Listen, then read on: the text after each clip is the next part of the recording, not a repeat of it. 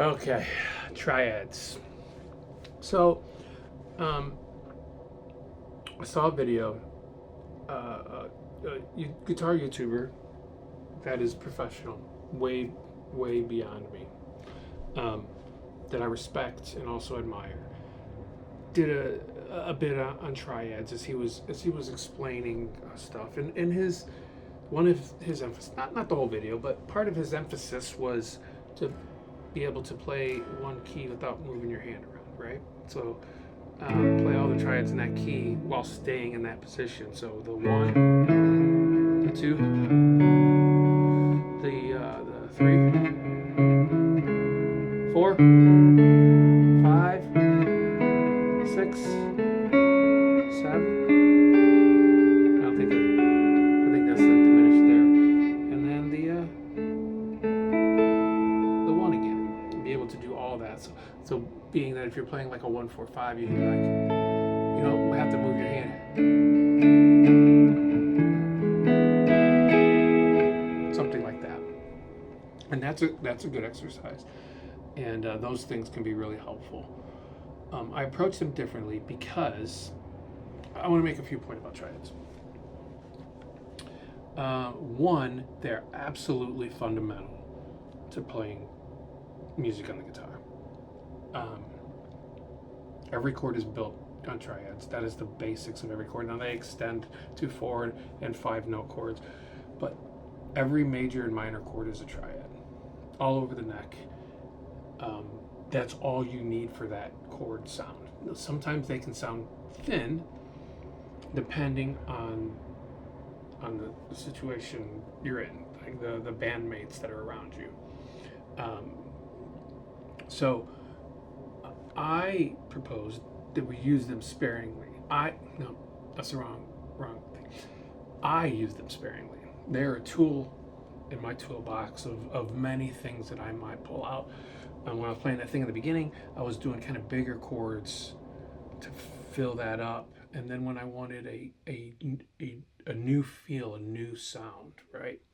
Then I went to triads kind of higher up the neck, and those gave me a new dynamic, a different sound, but still in harmony with everything else because they're still the same chords. I was just playing small segments of those chords, for like I said, for like a different sound, and I think that's how I prefer to use them the most. I use them a lot in like lead guitar and melody playing because I can see those triads everywhere, because you should study them. You should be able to play a C triad all over the neck, and then when you're playing in C and you're doing some melody and you're in C major, you know where that C is and you know the other chords around there. Those neighborhoods, as they say, you should know where those are all over the neck. But really, for me, a chord should be inspiring to me. And sometimes when I decide, I'm going to play a triad here, and I just do that,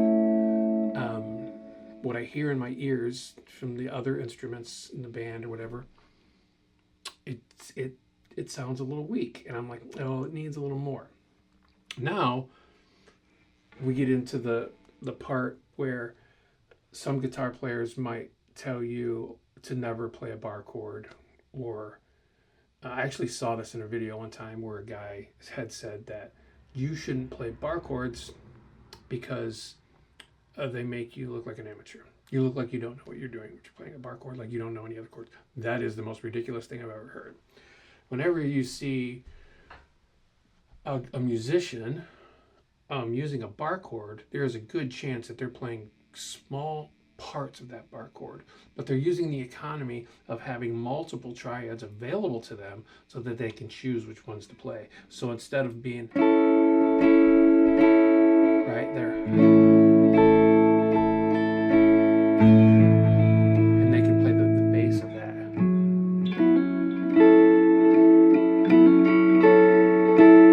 So if I was just doing this part, I would have trouble doing the, and I like that feel. That's kind of inspiring.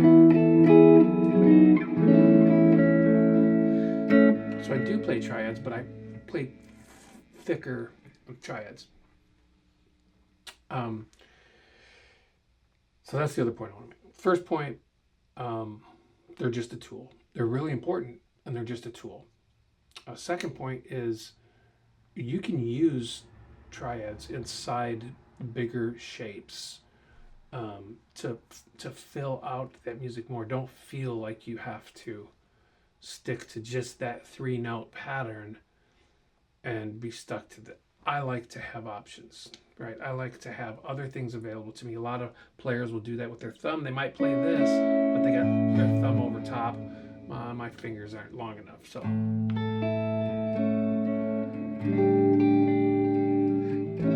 I like that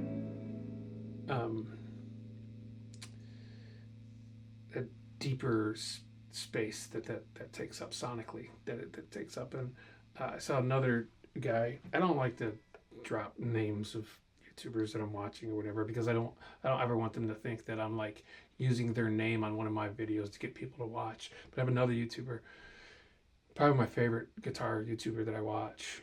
And he, I approach it like him. I didn't realize that it just happened to be a coincidence. And he likes to control the bass. Like somebody else could be playing the bass, absolutely, but he likes to say, "This is where I want the bass to be."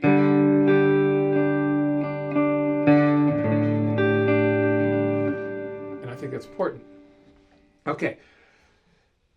So all this to say, like, if I wanted to make this video, if you're just starting out and you're just learning triads, and you've seen some videos of some knucklehead telling you that you only should play triads and you shouldn't play bigger chords and you shouldn't play bar chords, and all that other stuff, I say I want to let you know that it's okay to ignore them and play what is inspiring to you and sounds good, and take things from different areas and apply them to your toolbox and use them as needed. But this is my support video to those that are just learning triads, to say that it's okay to ignore someone's advice and do what sounds good to you. Thanks.